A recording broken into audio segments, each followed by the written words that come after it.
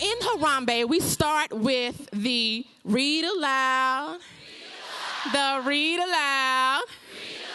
And this is an opportunity for us to invite people into our CDF Freedom School site.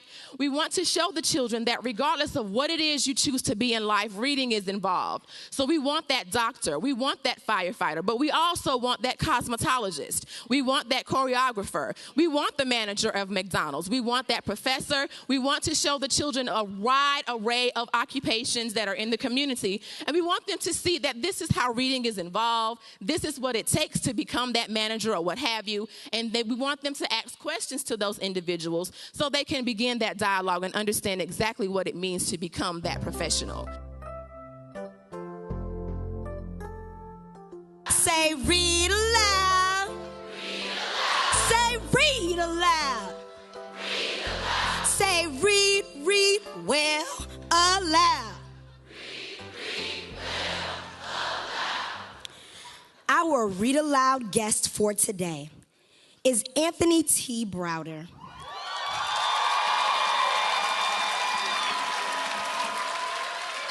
He is an author, publisher, cultural historian, artist, and educational consultant. There once was a great king who ruled a vast kingdom. He was wise, compassionate. He was a king who earned the love, admiration, and respect of his people. And sometimes he dressed up like a queen. Because you can do that when you're king, you know. Perched on the right hand of his throne was a great eagle. Each day the eagle would soar over the clouds. And as the great eagle flew throughout the kingdom, the people would look up in the sky with pride as this great eagle symbolized the greatness of the kingdom. It was a land rich in natural beauty and resources, and the people were filled with pride, possessing a rich culture and heritage. You go, eagle.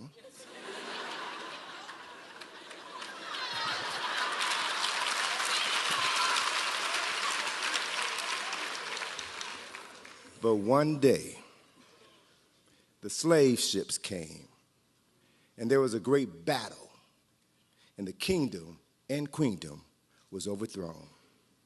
The people were captured, and a great eagle was put in a cage and placed with the people aboard a slave ship. The great eagle, who had only known freedom, could not live in the cage and would die during that middle passage between Africa and the Americas. However, before the eagle died, she laid 3 eggs. And upon the death of the eagle, a shipmate went to the captain and said, "Captain, the great eagle has died.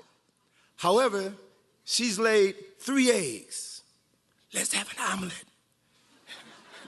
But the captain said, no, I got something better. Put the eggs in with the chickens, and we'll have some McNuggets. But then the wise man said, no, because he knew there was something else they could do with these eggs. So the captain knew that this great eagle was the last remaining symbol of the once proud and strong people whom he had captured.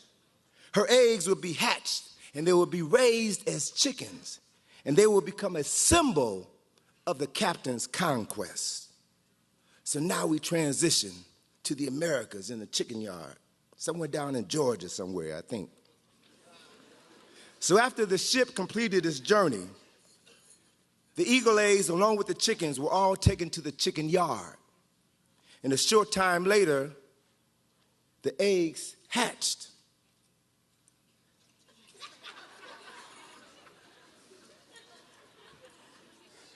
And they looked around, and we saw that 2 girls and 1 boy eagle were born. And the chickens laughed at the baby eagles. You was one ugly chicken. Look at you. Man, look at that big heads, they said. Look at their short necks. Look how long and out of proportion their wings are. There's something wrong with y'all. Something real wrong with y'all. And so the baby eagles were the objects of constant scorn and ridicule by the chickens. And they were made to feel ugly and inferior. Here they come the chickens clucking around again. That's all they do. Not knowing of the greatness of their culture and heritage, they walked throughout the chicken yard with their heads down and their pants hanging off their behind. Because they felt, that's what chickens do. That's what chickens do, don't they? And they were walking around like that because they were feeling dumb and ugly and stupid chickens. But then one day, another eagle was captured. And the ship made another journey after another kingdom was overthrown. And another great eagle was captured. However, this eagle was a little bit stronger and bigger because there was something inside of this eagle that wouldn't die. And that eagle survived the Middle Passage. And when the ship landed in America, the wings of that great eagle were clipped and it was thrown into the chicken yard. But the spirit of this mighty eagle was not broken. And she flapped her wings desperately, trying to fly. And the chickens laughed at the frustrated efforts of the foolish, ugly chicken. And the chickens laughed at the eagle, saying, "What are you trying to do, you dumb, ugly, stupid chicken? Don't you know chickens can't fly? What's wrong with you? You've been eating too many McNuggets?" And so the eagle responded, "I am not dumb, nor am I ugly, and I certainly am not a chicken."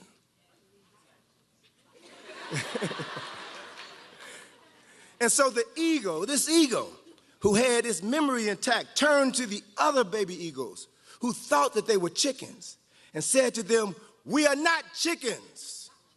We've come from a land rich in history and cultural heritage. We were not born to walk like the other chickens, but to soar through the clouds. We are the symbols of a great and proud people." And then that eagle turned to the other chickens and yelled at them and said, "Be quiet, you foolish chickens. You don't know what you're talking about." And the chickens were frightened at this bold and arrogant chicken. And so they ran to the rooster and told them of the confusion that this ugly chicken was causing and how boldly she had spoken to them. So then 3 roosters who reigned over the chicken yard came in. And when they heard of this arrogant chicken, they went to the great eagle and demanded that that great eagle be quiet, to stop his boasting and stop causing so much confusion in the chicken yard. So they're about to get it on, the chicken and the eagle and the rooster about to get it on. But the eagle spoke boldly to the rooster, saying, "How dare you call me a chicken? I'm an eagle." And so again, the roosters were shocked at the boldness of this ugly chicken. And immediately they attacked the eagle. And with his wings clipped, the roosters were too much for this eagle. The roosters pecked and they clawed him until he lay on the ground, beaten and defeated. And the roosters and the chickens laughed at the beaten eagle. And then one of the roosters turned to the other eagles and said, "You dumb, ugly chickens, you had better not cause any trouble or the same thing will happen to you. This is our hood. We run this coop." All right? And so the eagles who were afraid of the roosters bowed their heads and walked away. They were just ashamed and beaten down, psychologically beaten down. And that great eagle dragged herself to a corner of the chicken yard where she lay beaten and defeated. And the chickens continued to scorn and ridicule the eagle as she lay there day after day after day. There was no let up. They kept talking about her. But then one day in that chicken yard, one morning as the chickens came out into the yard, they noticed that that great eagle was no longer laying on the ground. It was gone. And there were all sorts of commotions as the chickens and the eagles who thought they were chickens wondered, what happened to that ugly chicken? What happened to him? He's gone, he's gone. And when the roosters heard that the chicken whom they had beaten was no longer lying in the corner of the chicken yard, they began crowing. And one of the roosters asked, "Where is that ugly chicken? And if he causes trouble again, we're going to teach him a lesson." That's what they say in the chicken talk. You all understand chicken talk, don't you? All right? So at that moment, one of the chickens pointed to the top of the fence, the chicken yard fence, and shouted, "There she is! There she is!" There, perched atop the fence, was the great eagle whose wounds had healed, whose clipped wings had once again grown full. And then one of the chickens shouted, "You better get that dumb chicken down off that fence, because chickens can't fly." And then one of the roosters shouted, "You dumb chicken, we're really going to teach you a lesson this time when we get our claws on you." And then one of the eagles who thought that they were chickens shouted, "You better get down before you get us all in trouble. Come on down now. Stop getting us in trouble." But the great eagle simply refused the demands of the chicken and the threats of the rooster. And then he turned to the eagles. He said, "My brothers and my sisters, we are not chickens. As I told you when I was first brought here, we are eagles. We are descendants of a strong and proud species of birds. Ours is a rich history in its greatness and cultural heritage." He was preaching it, wasn't he? He said, "We were not born to live or to walk like chickens pecking around in the ground, but we were made to soar in the clouds." He said, come with me, spread your wings and fly." And that great eagle spoke with power and authority. And the boldness and conviction of her words touched the spirit of one of the eagles who lifted her heads and began to spread her wings. And as she flapped her wings, she lifted a few feet off the ground, but became frightened and fell back to the ground. And then the roosters and the chickens all laughed at her and said how foolish and arrogant this great eagle was to tell these ugly chickens that they could fly. But the great eagle spoke again. She said, "Trust me, my brother. Come with me, my sister. You can do it. You have the power to soar into the clouds." And with this encouragement, the eagle flapped her wings again, and she soared above the chicken yard. And the chickens and the rooster were speechless. With wonder and surprise, they could only watch as this great bird who had only known shame and ridicule all her life, who had believed herself to be dumb and ugly, now soared high above the chicken yard with pride and with newfound dignity. Her wings were indeed beautiful, black and strong. And this young female eagle didn't need any more encouragement. She started running, and as an airplane runs down the runway, this other eagle started flapping her wings, and then she also soared into the sky, full of pride and grace. No longer a dumb, ugly chicken, she realized her brilliance and her beauty. And the great eagle turned to the remaining eagle and said, "Come on, boy, pull your pants up. Come on and fly with us. Believe in yourself. Just spread your wings and fly." But the last eagle lowered his head and said, "I can't. I'm a chicken. And chickens can't fly." And the great eagle understood that despite his potential, the last remaining eagle had lived with ridicule for too long. And he believed in his inferiority. His spirit had been broken. His self-esteem had been crushed. His self-image had been destroyed. Never knowing the richness of his culture or the brilliance of his people or the land from which he had come, he did not believe that such a place existed or that he had the power to fly. Somebody miseducated that chicken. And so the great eagle spread his massive wings, and like an eclipse, her shadow covered the chicken yard. And she said to the remaining eagle, who was steadfast in his belief that he was a chicken, "I will pray for you, my brother. I will pray that one day you will come to understand the richness of your history and your culture and your heritage, and that you will join us, for your destiny is in the skies and not down here on the ground.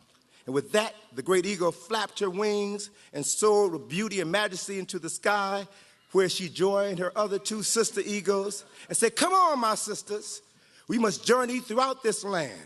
There are many eagles who are living as chickens in Chicago and Detroit and Philadelphia and LA. Their wings have been clipped and their spirits have been broken. And since that day, eagles have been soaring throughout the world, helping others to believe in their brilliance and their beauty and their potential and the extraordinary possibilities in their lives." And with that, the eagle in me salutes and acknowledges the eagle in you. Ashe.